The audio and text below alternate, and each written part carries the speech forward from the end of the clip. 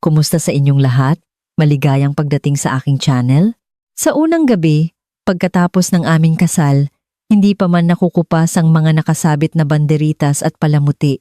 Tinawag na ako ng aking biyenan na si Lorna sa sala para maglatag ng mga patakaran.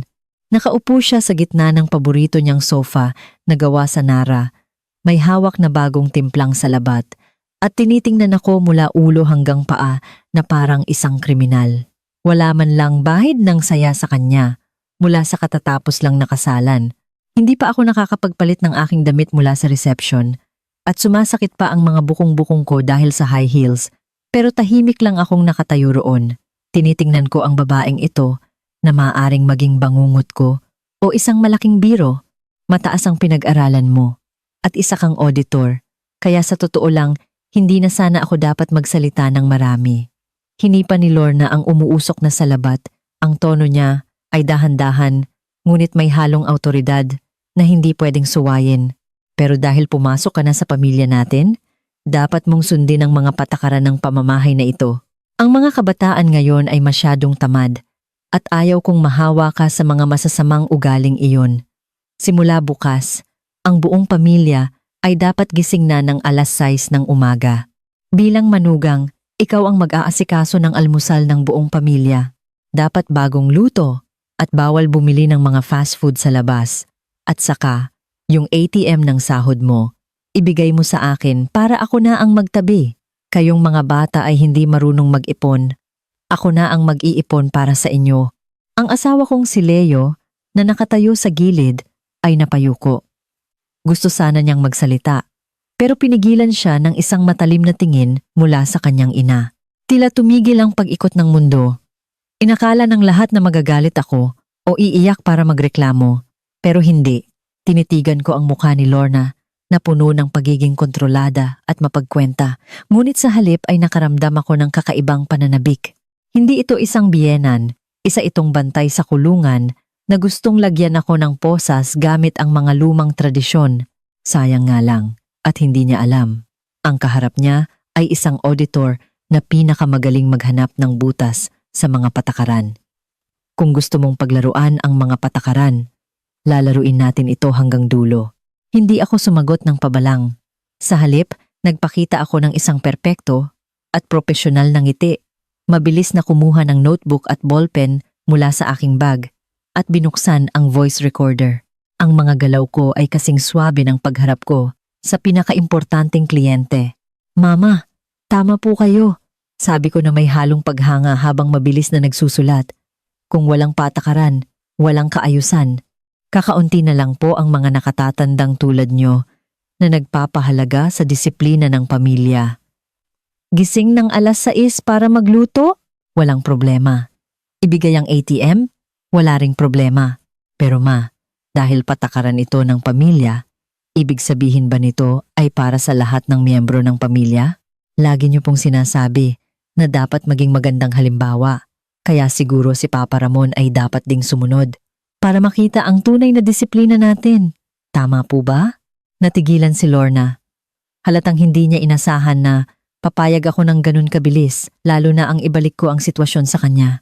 Pero para mapanatili ang kanyang dignidad bilang pinuno ng tahanan, napilitan siyang tumango. Siyempre, tradisyon ito ng pamilya, lahat dapat sumunod. Tinitigan ko ang pagkahulog niya sa sariling patibong at lalong lumawak ang ngiti sa aking labi. Gumuhit ako ng malaking bilog sa aking notebook. Pagkatapos ay tumingala. Ang mga mata ko ay tapat na hindi mo makikitaan ng mali. Ang galing ma! Makakalimutin po kasi ako. At baka may magawa akong mali. Kaya isinulat ko na ang lahat. Huwag po kayong mag-alala. Susundin ko ng mahigpit ang bawat utos nyo. Walang labis, walang kulang. Nakahinga ng maluwag si Leo sa tabi ko. Inakala niyang sumusunod lang ako para makuha ang loob ng kanyang ina. At binigyan pa ako ng tingin ng pasasalamat. Hindi niya alam, hindi ito pagpaparaya, kundi hudyat ng digmaan. Pagbalik sa aming kwarto, panay pa rin ang papuri ni Leo kung gaano ako kaunawain. Sinasabi pa niyang ang mama niya ay matalim lang magsalita, pero malambot ang puso. Tinitigan ko ang lalaking ito na walang ibang ginawa kundi maging neutral. At ang huling patak ng pag-asa ko sa kanya ay naglaho na parang bula. Kung hindi niya kayang maging panangga ko, huwag niya akong sisisihin kung idamay ko siya. Hindi ko pinansin ang mga matatamis niyang salita. Tahimik kong kinuha ang aking cellphone at binuksan ang alarm settings dahil gusto ng biyenan ko na gumising ng alas 6 para ipakita ang aking dedikasyon na pagpasyahan kong gawin itong mas matindi. Sinadya kong iset ang alarm ng alas 5:45, 5:45 AM ng madaling araw at pinalitan ang ringtone ng napakalakas na march music ng mga sundalo. Tumingin ako sa oras na nakaset sa screen. Pinatay ko ang ilaw at nanatiling dilat ang mga mata sa dilim. Siguro iniisip ni Lorna na nabigyan niya ako ng matinding leksyon at makakatulog siya ng mahimbing ngayon. Pero hindi niya alam. Hindi lang ito isang pangako ng maagang paggising, isa itong planadong ganting salakay. Napakasarap ng tulog ko ng gabing iyon. Alam ko, bukas ng alas 6 ng umaga, iyon ang simula ng pagguho ng kaayusan ng pamilyang ito. Dahil sinabi mong buong pamilya ang susunod. Tingnan natin kung sino ang unang susuko sa bakal na disiplinang ito. Madilim-dilim pa at iilan pa lang ang huni ng mga ibon sa labas. Eksaktong 5:45, tumunog ang alarm sa tabi ng kanyang unan. At bumangon ako na parang isang sundalong sanay sa training.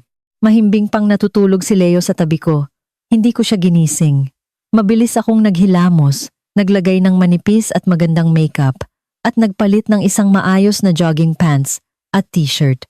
Ang refleksyon ko sa salamin ay nagpapakita ng isang palaban na babae, walang bakas, ng katamaran, ng isang bagong kasal.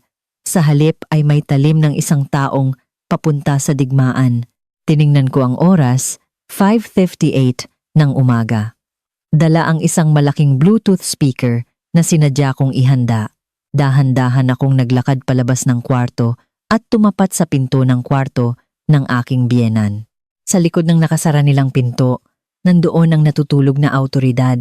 Huminga ako ng malalim. Kinonekta ang Bluetooth ng cellphone at ipinatong ang daliri ko sa play button. Eksaktong alas 6, walang pag-aatubiling pinindot ko ang play kasabay ng paglakas ng volume sa sagad.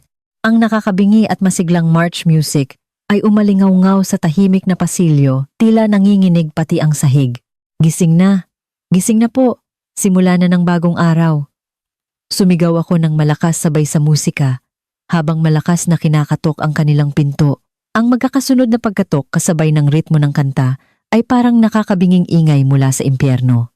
Pagkaraan ng halos kalahating minuto, nakarinig ako ng kalabog ng bumagsak na gamit sa loob, na sinundan ng nagmamadaling mga yabag. Biglang bumukas ang pinto, nakatayo doon si Lorna, buhaghag ang buhok, maga ang mga mata, at puno ng gulat at matinding galit. Sa likod niya ay ang biyenan kong si Ramon na mukhang litong-lito, halatang gulat na gulat din. Sira ba ang ulo mo? Ang aga-aga? Para kang nagwawala diyan. Galit na sigaw ni Lorna. Nakalimutan na ang kanyang formal at kagalang-galang na imahe. Agad kong pinatay ang musika. Ang mukha ko ay may perpektong ngiti na puno ng enerhiya at tiningnan ko siya ng inosente. Ma, bakit po kayo galit? Alas 6:01 na po ng umaga.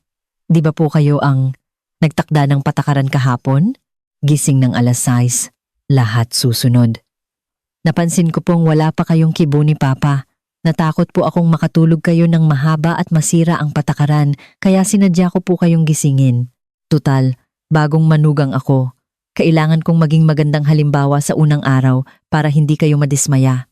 Namula sa galit si Lorna dahil sa mga sinabi ko, at malakas ang paghinga ng kanyang dibdib.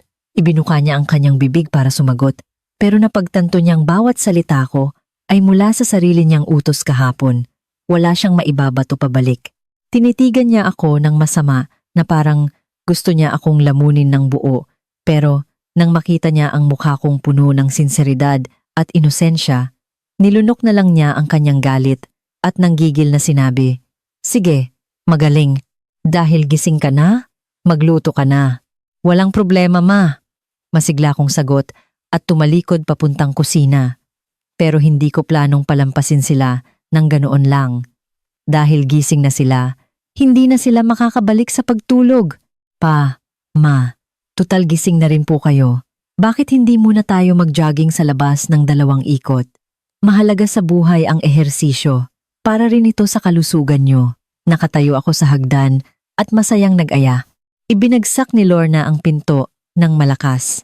Pero hindi nito nasira ang maganda kong mood. Unang round, panalo ako. Pero pampagana pa lang ito. Ang almusal ang tunay na main event. Pagpasok ko sa kusina, tiningnan ko ang ref na puno ng mga sangkap at may nabuo ng plano sa isip ko para sa isang malusog na menu na hindi makakalimutan ng buong pamilya. Gusto nyo ng patakaran? Bibigyan ko kayo ng pinakamahigpit na patakaran. Gusto nyo ng masipag na asawa? Ipapakita ko sa inyo ang nakakasakal na sipag. May umalingaw-ngaw na kakaibang amoy sa kusina. Walang amoy ng mantika at ginisa, kundi ang matabang na amoy ng nilagang gulay. Tinitigan ko ang kumukulong tubig sa kaldero. Pero kakaiba ang saya ko. Dahil ipapatupad ang patakaran, kailangan itong gawin ng buong buo. Bumaba si Lorna pagkatapos ng mahigit kalahating oras. Ang mga kulubot sa mata niya ay mas halata dahil sa puyat. Nakasimangot siyang pumasok sa dining room, kung saan nakaupo ng tuwid sina Leo at Ramon, parang mga presong naghihintay ng hatol. Nasaan ang almusal? Inis na tanong ni Lorna, tinitingnan ang walang lamang mesa. Ito na po. Lumabas ako mula sa kusina, bitbit ang tray. May suot pa ring perpektong ngiti. Ang almusal natin ngayon ay espesyal na inihanda para sa buong pamilya. Tutal ang paggising ng maaga ay para maging malusog, kaya ang kinakain natin ay dapat malusog din. Inilapag ko ang 3 mangkok sa harap nila. Sa loob nito ay malabnaw na lugaw.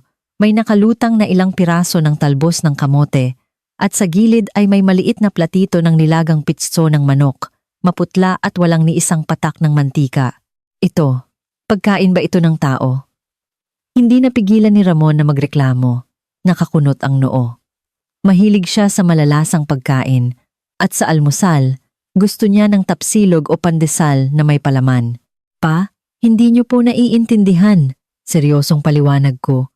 Ang mga mata ko ay tapat na parang nagbabasa ng Biblia. Sabi po ni Mama kahapon, hindi raw maganda ang mga pagkain sa labas dahil puro preservatives. Kaya naisip ko, para masunod ang utos ni Mama, dapat ang niluluto natin ay natural. Ang pitso ng manok ay high protein, low fat. Ang gulay ay para sa vitamins at ang lugaw ay maganda sa tiyan. Ito po ang pinakasiyentipiko at masustansyang kombinasyon, perpektong pasok sa mataas na pamantayan ng pamilya natin. Tiningnan ni Lorna ang manok na mas maputla pa sa mukha niya at mas lalong sumama ang timpla ng mukha niya. Magsasalita na sana siya, pero inunahan ko siya gamit ang tono ng paghanga para pigilan siya.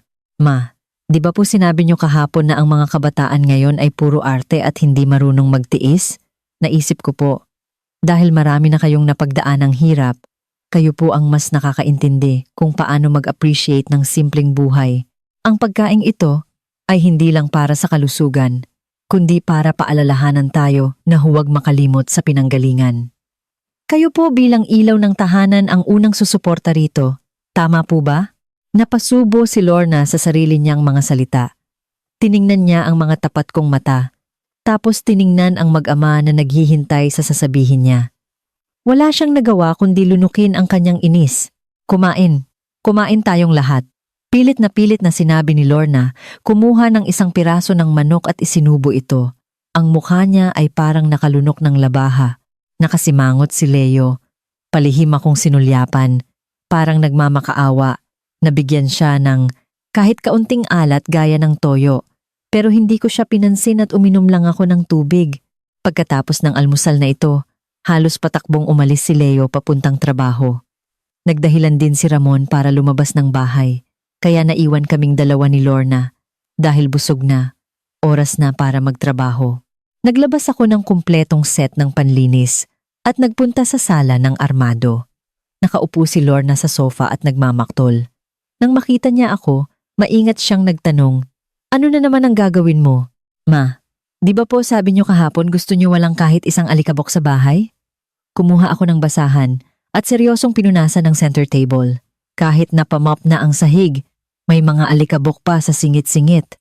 Para maabot ang standard nyo, Magkakaroon tayo ng deep cleaning ngayon. Suminghal si Lorna. Mabuti naman kung ganun. Sige na, maglinis ka na. Opo, ma. Pero para masigurong malinis na malinis, kailangan nating iusog ang mga muebles para malinis ang mga sulok. Ang bigat po ng sofa na gawang Nara, hindi ko po kayang buhatin mag-isa.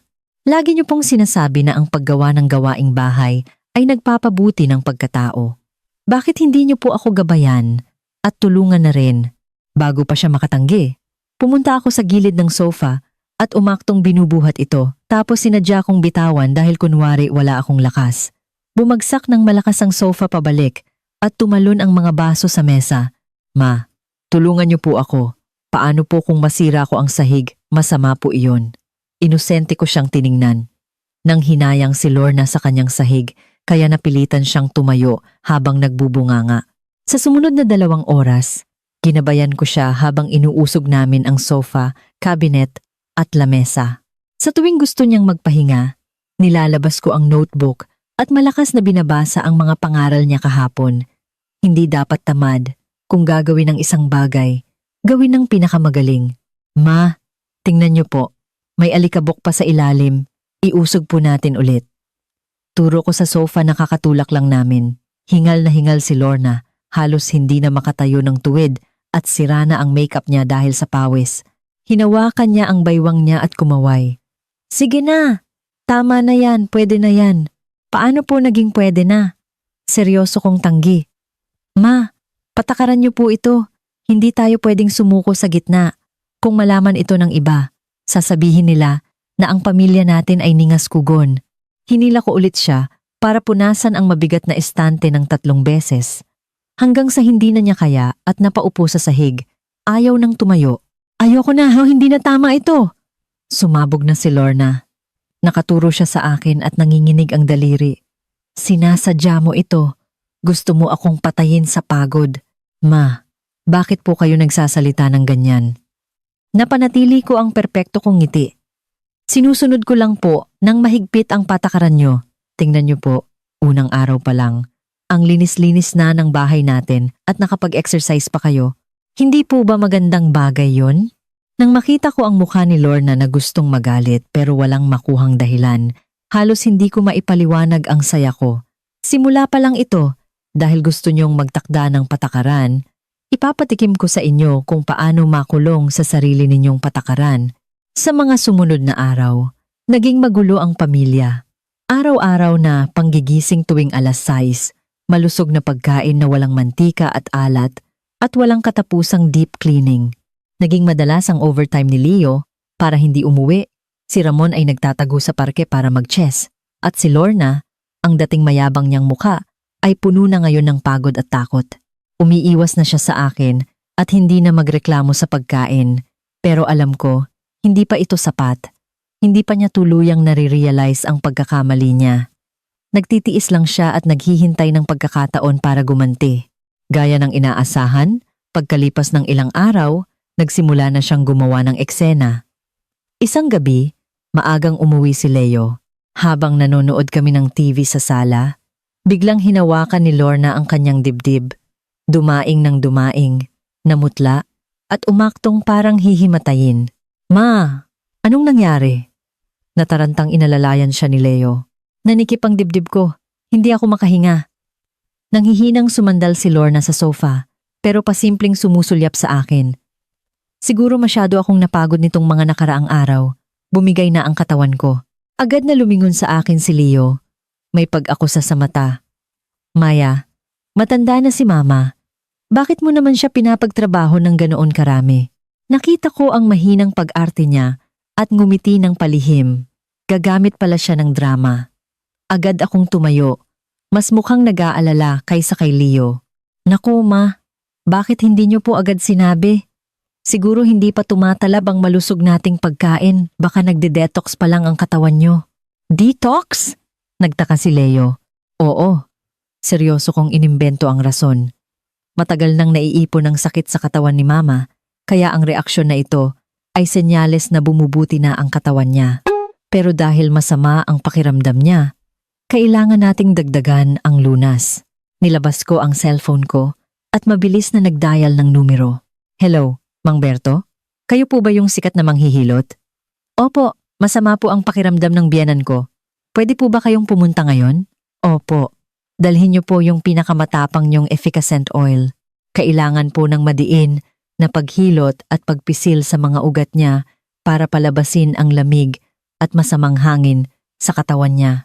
Pagkarinig ni Lorna sa salitang manghihilot at madiin na pagpisil na siguradong mag-iiwan ng matinding pasa at sakit sa katawan, muntik na siyang mapatalon sa sofa. Takot na takot siya sa sakit. Wag na, wag na. Ipapahinga ko lang ito. Mabilis na kumaway si Lorna. Nag-iba na ang boses. Paano pwede yon? Kapag may sakit, dapat ginagamot. Hinawakan ko ang balikat niya para hindi siya makagalaw. Ma, wag niyo pong tiisin. Kilalang magaling si Mang Berto. Isang matinding hilot lang niyan. Siguradong lalabas ang lamig niyo. Para sa kalusugan niyo, ano ba naman ang kaunting sakit at pasa? Madiin ko siyang hinawakan. Suot pa rin ang nakakatakot kong ngiti ng pag-aalala. Tiningnan ako ni Lorna at sa wakas ay nakita ko ang tunay na takot sa kanyang mga mata. Alam niya, sa pagkakataong ito, nakahanap siya ng katapat. Ang digmaang ito na walang pulbura ay nagsisimula pa lang. Pagkatapos ng eksenang iyon sa manghihilot, halatang tumahimik si Lorna. Pero ang pakiwari ng pagiging nakatataas sa kanyang dugo ay hindi nawala, itinago lang muna. Ang matabang na pagkain araw-araw at matinding paglilinis ay nagpahirap sa kanya. Si Ramon ay palaging nakasimangot at puno ng hinanakit ang tingin sa akin. Alam ko, hindi pa ito sapat. Ang tunay na ganti ay dapat tumama sa kanilang kahinaan, ang kanilang ipinagmamalaking reputasyon at kontrol. Sumapit ay ang weekend. Ayon sa tradisyon ng pamilya, buwan-buwan silang bumibisita sa bahay ni Tito Boy. Maganda ang buhay ng pamilya ni Tito Boy. Kaya laging palihim na nagpapayabangan ang dalawang pamilya. Dito, paboritong ipagmalaki ni Lorna ang kanyang autoridad at ang kabaitan ng kanyang anak. Maagang nagbihis si Lorna ng magarbong damit. Kahit medyo haggard dahil sa mga nakaraang araw, pinilit pa rin niyang magmukhang matapang. Tumayo siya sa sala at tinuro ang kusina. Ngayong araw sa bahay ni Tito Boy, umayos ka. Kapag ipinahiya mo ako, lagot ka sa akin pag-uwi. Naghahanda ako ng aming walang sawang malusog na almusal sa kusina. Pagkarinig ko nito, napangiti ako ng palihim. Huwag po kayong mag-alala, ma. Pagbubutihan ko po. Lugaw at gulay pa rin ang almusal. Tiningnan ito ni Ramon, bumuntong hininga, at tahimik na kumain. 2 subo lang ang ginawa ni Lorna at ibinaba na ang kutsara. Halatang inirereserba ang tiyan para sa masarap na pagkain mamaya kina Tito Boy. Nagkunwari akong walang nakita. Inubos ko ang bahagi ko ng dahan-dahan at bumalik sa kwarto para magpalit ng damit. Sinadya kong magsuot ng simpleng puting damit, walang alahas. Nagmukha akong simpleng-simple at kaawa-awang manugang. Pagdating kina Tito Boy, pagkapasok pa lang ay bumalik na ang kayabangan ni Lorna. Hinawakan niya ang kamay ni Tita Susan at malakas na nagkwento tungkol sa asawa kong na-promote at tumaas ang sahod. Ipinagmamalaki niya ang kanyang anak, habang pasimpleng minamaliit akong manugang niya na gawaing bahay lang daw ang alam. Naku, ang mga kabataan talaga ngayon, puro arte. Tiningnan ako ni Lorna at nilakasan ng boses. Ito ngang manugang ko, mataas nga ang pinag-aralan, pero sa gawaing bahay, ako pa nagtuturo. Isipin mo, pinaglaga ko lang ng itlog kaninang umaga, nabasag pa, nakakasakit ng ulo. Matalino rin si Tita Susan. Tiningnan niya akong nakayuko at nakangiting nag-ayos ng sitwasyon. Kabago-bago pa lang, matututo rin yan. Lorna, huwag ka namang masyadong mahigpit. Mahigpit? Para sa kanya ito. Lalo pang ginanahan si Lorna. Babae yan eh. Ang pag-aasikaso sa asawa at anak. Ang tunay na trabaho. Aanhin mo ang magandang trabaho? Kung bahay nga hindi maasikaso, paano pa magpapalaki ng anak? Tahimik lang akong nakaupo sa gilid. May hawak na tsaa. Mukhang maamo. Pero sa loob-loob ko ay nagbibilang na. Sa hapagkainan nagsimula ang tunay na palabas. Maraming handa. Crispy pata, inihaw na isda, at malalaking sugpo na napakabango. Gutom na si Lorna. Kumuha siya ng kutsara at tinidor para kunin ang pinakamalaking parte ng balat ng crispy pata.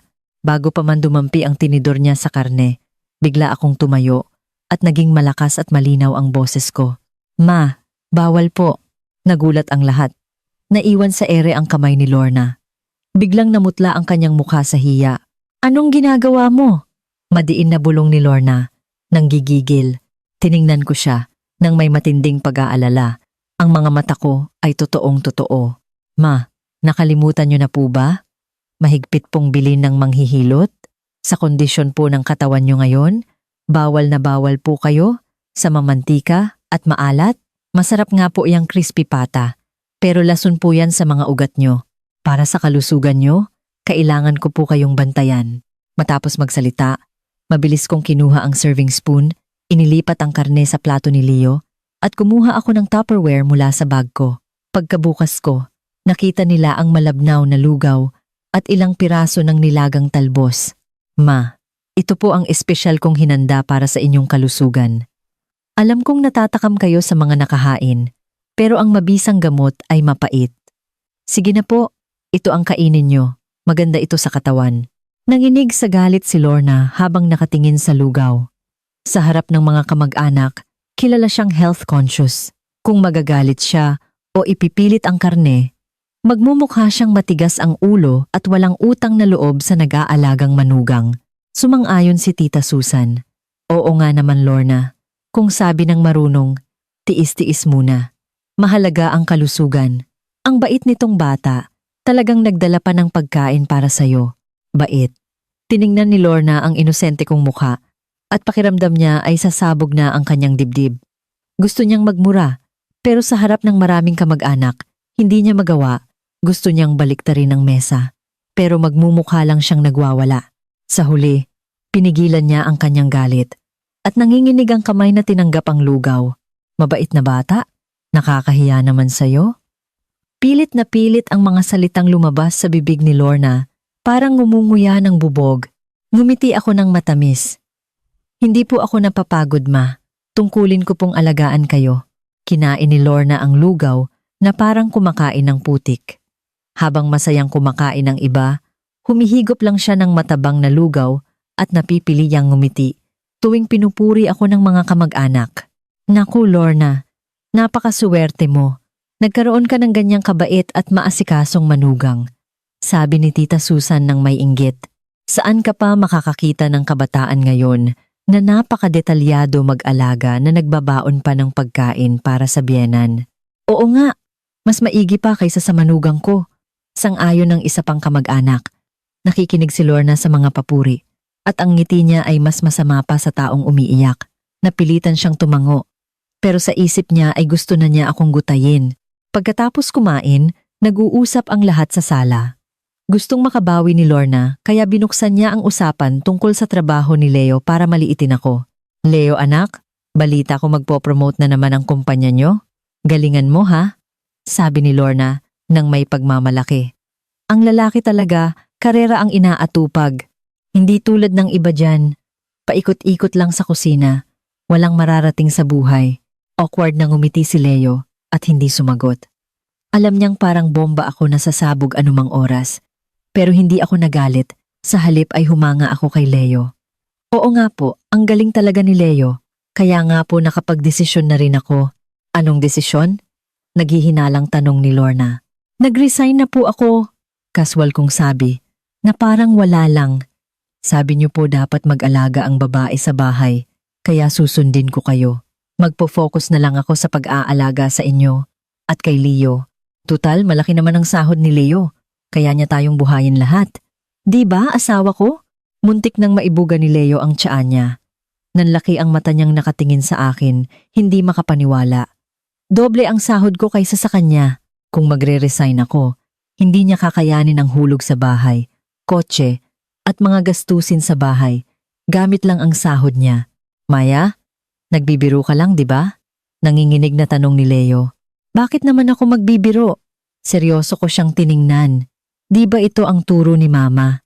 Para sa pamilyang ito, handa akong isakripisyo ang pangarap ko. O bakit? Ayaw mo ba akong buhayin? O kaya baka nagsinungaling lang si Mama at gusto niyo talagang nagtatrabaho rin ng babae para may pera? Dahil sa malaking usaping ito, nataranta si Leo at humingi ng tulong sa tingin kay Lorna. Natulala rin si Lorna. Kahit sinasabi niyang minamaliit niya ang trabaho ko, alam niyang malaking porsyento ng gastos sa bahay ay galing sa akin. Kung magre-resign ako, babagsak ang kalidad ng buhay nila at baka hindi pa mabayaran ang hulog sa bahay ngayong buwan. Hindi pwede, biglang sabi ni Lorna. Paano ka magre-resign? Kailangan natin ng pera ngayon. Bakit nagiging iresponsable ka? Pumungay ang mga mata ko at nag-ipon ng luha. Ma, bakit po ganyan ang sinasabi niyo? Sumusunod na nga po ako sa inyo. Di ba sabi niyo walang kwenta ang trabaho ng babae? Ngayong bumalik na ako sa pag-aalaga sa bahay, bakit niyo naman ako tinatawag na iresponsable?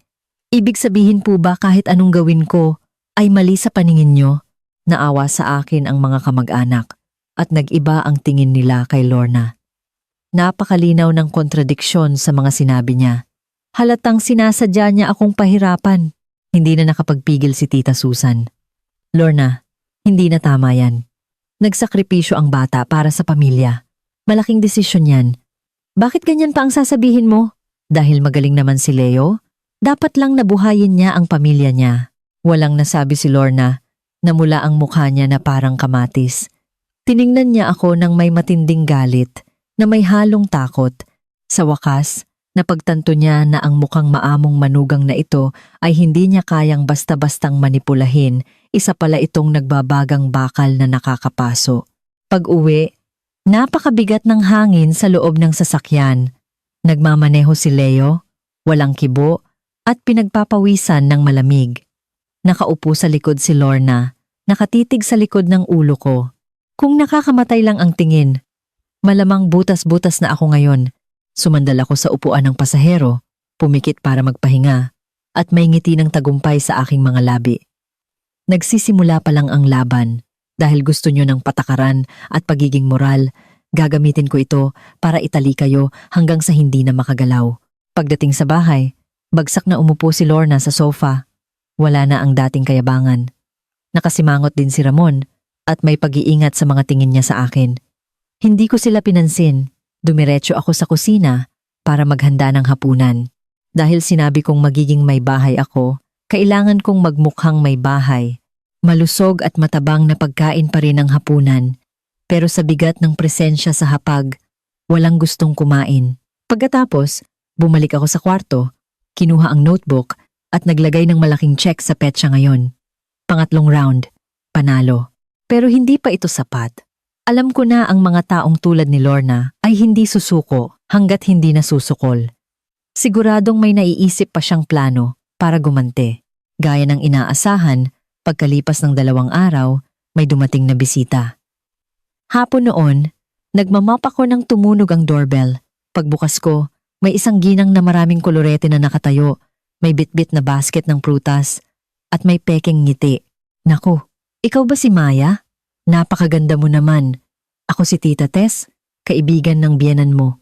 Nabalitaan kong nagpapahinga ka raw sa bahay kaya dinalaw kita. Naging alerto ako sa hindi kilalang Tita Tess na ito. Siguradong walang magandang balita ang kaibigan ni Lorna. Pero pinapasok ko pa rin siya nang may magalang na ngiti. Magandang hapon po Tita Tess, pasok po kayo. Pagkapasok niya, parang radar ang mga mata niya sa pag-scan sa paligid bago tumingin kay Lorna na nasa sofa. Nagpalitan sila ng tingin. Kahit mabilis, nahalata ko. Naghanap pala siya ng kakampi. Ipinagtimpla ko siya ng tsaa at tahimik na umupo. Hinihintay kung anong drama ang gagawin nila. Maya, narinig kong nag-resign ka na. Sabi ni Tita Tess matapos humigop ng tsaa kunwari nagmamalasakit. Ang mga bata dapat may pangarap. Hindi pwedeng nasa bahay lang. Kapag ang babae walang sariling pera, walang respeto sa kanya sa bahay. Ngumiti lang ako at hindi sumagot. Dahil hindi ako nagsalita, nagpatuloy siya. Kaya nga ako nandito ay dahil may nagpapatulong. May magandang opportunity, bagay na bagay sa'yo. Gusto kitang isama sa isang grand seminar mamaya ng isang magandang kumpanya. Malaki ang kitaan dito, magiging upline ka pa. Ano sa tingin mo? Tinaasan ko ng kilay. Bibigyan ako ng trabaho at pagkakakitaan. Himala yata iyon.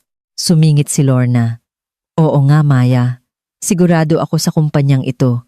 Kung pupunta ka roon at sasali, Maganda ang kinabukasan mo. Para rin ito sa ikabubuti mo. Ayaw kong masayang ang kabataan mo sa bahay. Tiningnan ko ang dalawang ito na nagkukunwari. At lihim akong napangiti dahil hindi gumana ang pagiging mahigpit. Idadaan nila sa pagiging malambot. Gagamitin ang pag-aalok ng negosyo para ilayo ako sa bahay. O baka naman may iba pang patibong dito? Nagkunwari akong natuwa. Talaga po? Maraming salamat po, Tita Tess. Sige po, sasama ako sa inyo para tingnan ang seminar na yan. Sige, magbihis ka na. Nagkatinginan sina Tita Tess at Lorna at ngumiti ng palihim, akala nila ay nagtagumpay sila. Sumama ako kay Tita Tess patungo sa venue. Isa pala itong grand business presentation ng isang sikat na pyramid scam at networking MLM, multi-level marketing, na nambibiktima ng mga inosente at nangangako ng mabilis na yaman. Pagpasok namin sa isang kwarto na walang bintana, agad nilang isinara ang pinto at nagpatugtog ng malakas na hype music. Pinalibutan ako ng mga miyembro na patuloy sa pag-brainwash at pilit akong pinagbabayad ng napakalaking membership fee gamit ang online transfer.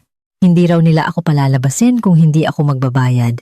Ito ay malinaw na modus ng illegal recruiter at networking scam. Oto. Nakangiti akong kinuha ang cellphone ko at nang hindi nila namamalayan ay tumawag agad sa PNP, Philippine National Police. Sa loob lamang ng ilang minuto, dumating ang mga pulis at ni-raid ang buong lugar. Hinuli ang mga leader ng kultong MLM na ito at nakalaya ako ng walang galos. Pag-uwi ko, naghihintay si Lorna sa sala. Nang makita niya akong maagang umuwi, sumimangot siya. Bakit ang aga mo? Nakapag-invest ka na ba? Sunod-sunod na tanong ni Lorna. Hindi po, ma. Isa po pala ng malaking pyramid scam, yung pinuntahan namin ni Tita Tess. Tumawag po ako ng PNP kaya ni-raid sila at hinuli lahat. Kalmado kong sagot habang kumukuha ng tubig. Ano? Tumawag ka ng pulis? Parang nakuryenteng pusa si Lorna na napatalon. Hindi nagtagal, sumugod sa bahay si Tita Tess na umiiyak at galit na galit. Sa huli, nabunyag ang katotohanan na si Tita Tess ay na-scam na rin pala ng malaki ng grupong iyon. At para mabawi ang pera niya, sinubukan niyang gawin akong downline para makakuha ng komisyon. Ang mas malala, nakapag-invest din pala ng palihim doon si Lorna gamit ang kaunting ipon niya. Pareho silang napahiya at nawalan ng pera dahil sa sarili nilang katangahan at kasakiman. Tahimik ang pamilya sa loob ng ilang araw pagkatapos ng insidente sa MLM, pero alam kong pansamantala lang ito. Upang tuluyang makuha ang awtoridad, ako na ang gumawa ng hakbang.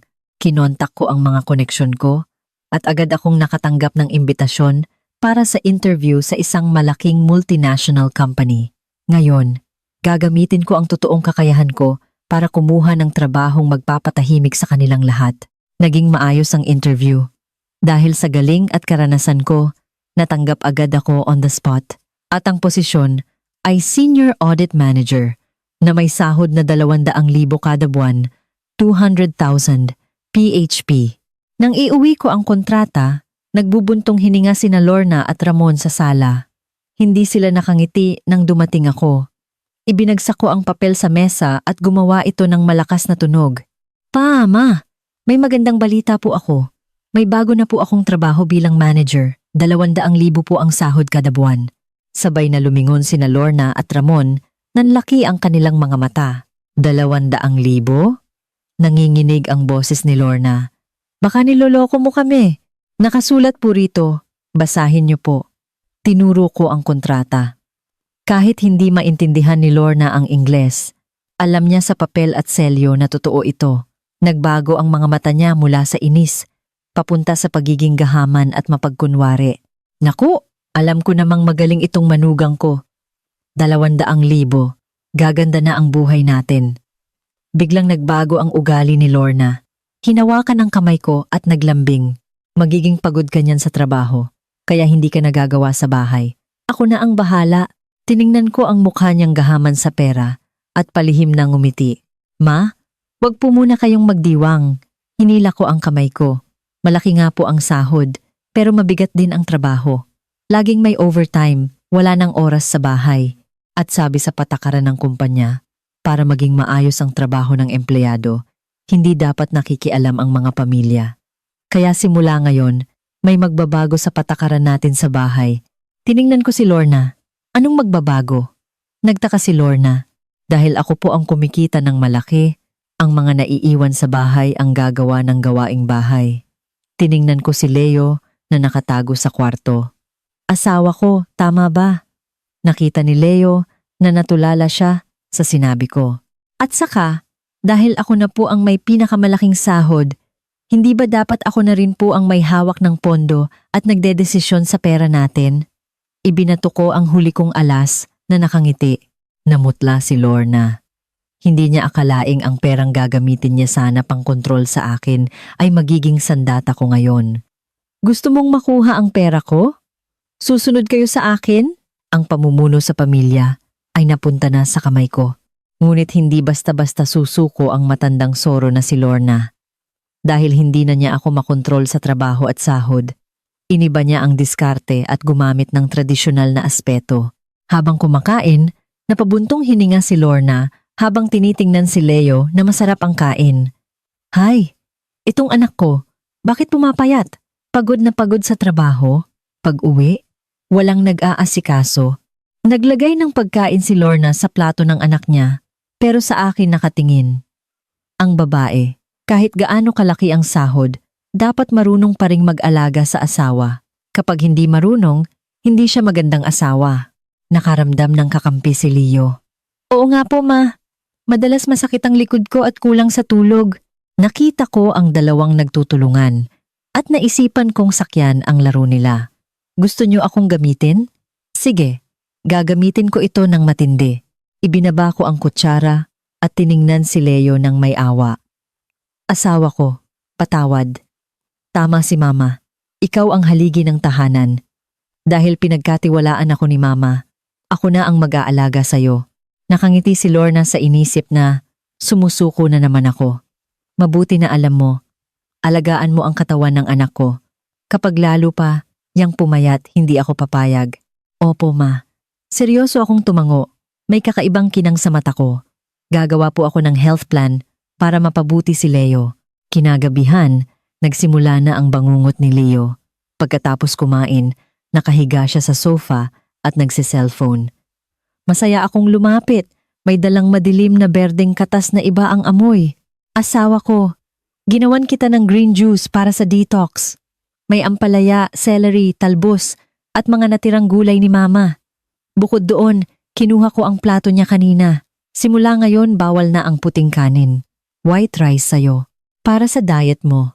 Puro matabang at mahal na brown rice na lang ang kakainin mo araw-araw.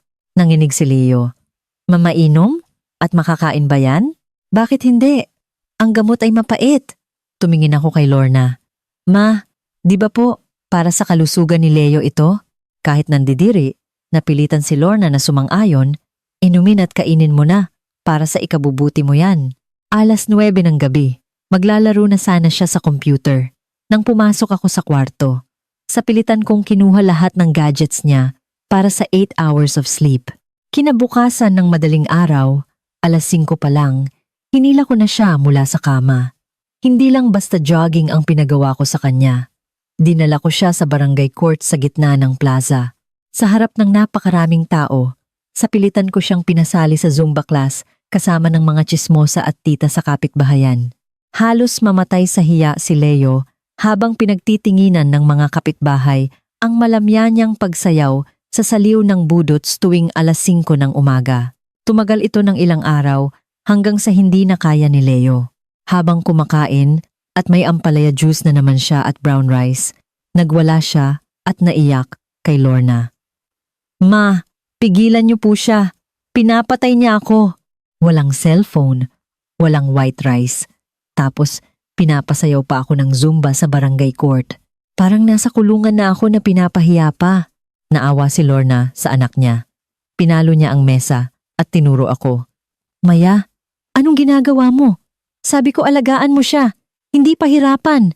Inosente akong kumurap at binasa ko ang notebook. Ma, hindi ko po siya pinahihirapan. Ito po ang utos niyo, na maging mahigpit para sa asawa. Walang cellphone para sa mata, brown rice para walang sugar, Zumba sa plaza para mag-exercise. Ang lahat ng ito ay para sa ikakahaba ng buhay niya. Bakit po ito naging pagpapahirap? Umiyak ako. Gusto niyo po bang maging mahina siyang tao na puro cellphone lang ang inaatupag? Wala na namang maisagot si Lorna dahil siya ang nagtakda ng mga pangaral na ito. Binagsakan niya ng bato ang sarili niyang paa. Nawalan na ng lakas si Leo nang makita niyang hindi siya matutulungan ng ina niya. Dahil hindi nila makuha ang kontrol sa bahay, naghanap sila ng ibang paraan. Ipinatawag ako ni Lorna at Ramon sa sala. Maya, dahil marami ka ng ginagawa sa trabaho at bahay, tingin ko hindi mo na kaya pang mag-asikaso ng pera natin, sabi ni Lorna. Simula sa susunod na buwan, akin na ang ATM mo. Kami na magtatabi para hindi masayang ang ipon nyo. Nanlamig ako. Sa wakas, lumabas din ang tunay na motibo. Sige po, hindi ko agad tinanggihan. Ma, tama po kayo. Pero bago tayo mag-ipon ng pondo ng pamilya, dapat isama na rin natin ang pensyon ni Papa para malaki at sabay-sabay nating palaguin ang pera. Nagulat si Lorna. Hindi ka ba naniniwala sa amin? Ma, para po ito sa ikabubuti ng lahat. Dahil dito, sumang-ayon si Ramon na gustong magkaroon ng ambag sa investment ng bahay. Hindi makatanggi si Lorna, kaya pilit siyang pumayag, ngunit sinabi niyang bawal mag-audit o tumanaw sa mga gastos. Sa mga sumunod na araw, inimbestigahan ko ang mga dokumento at mga galawan ni Lorna. Napansin kong madalas magtago si Lorna kapag may kausap sa telepono. Dahil sa pagiging auditor ko, nahalukay ko ang buong katotohanan. Sa araw ng 60 kaarawan ni Ramon, ipinatawag ni Lorna ang matapang niyang kapatid na si Tita Carmen para ipahiya ako. Habang nagkakasayahan sa hapagkainan, pinagalitan ako ni Tita Carmen at pilit pinabibigay ang ATM ko kay Lorna. Sumang-ayon din si Lorna para kunin ang atensyon ko at tapusin ang usapan tungkol sa pera. Nagkunwari akong sumusunod. Ngunit sa halip na ATM, kumuha ako ng isang makapal na brown envelope mula sa bag ko. At inabot kay Ramon na nakangiti. Para po sa financial report ng pamilya natin.